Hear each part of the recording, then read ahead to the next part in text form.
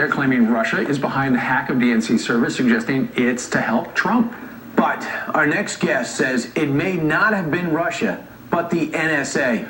William Binney spent decades inside the agency and is the architect of a surveillance program. He joins us live right now from Baltimore.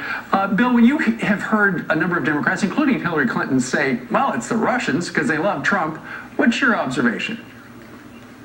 Well, I guess the first thing I would look at and think about is the attack. It's a well-known attack, and so therefore a lot of people know it. So the whole idea is you need to prove who it is that did it. Rather than, I know that a lot of people in our government like to make the Russians enemies, so if you use them as the primary culprit, then it diverts attention from the basic issues. Right. But you say there's a possibility that the NSA was the one who hacked the DNC and somehow gave it to Julian Assange?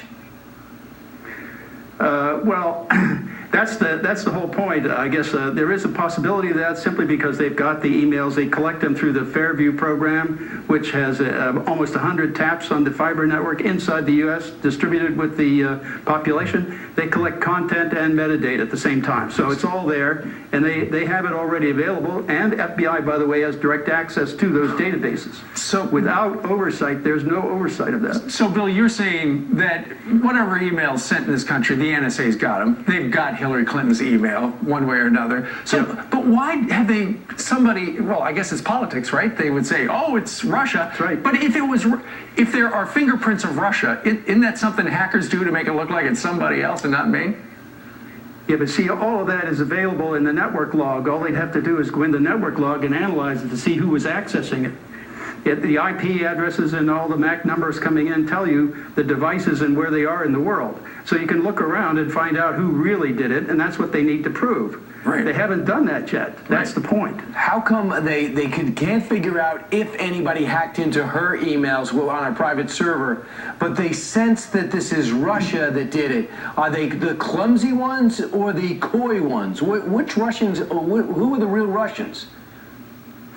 Well, you see, it's an attack that was used by Russian hackers in the past. There's several points here. One, it's a well-known attack, so that means many people know about it and have the way to do it, and they could execute it too. And number two, it's being a known attack, then all the service providers that provide security for your networks should be able to defend against it. And that raised the other question is why isn't that they weren't defended? It's the same problem with OPM when that was hacked.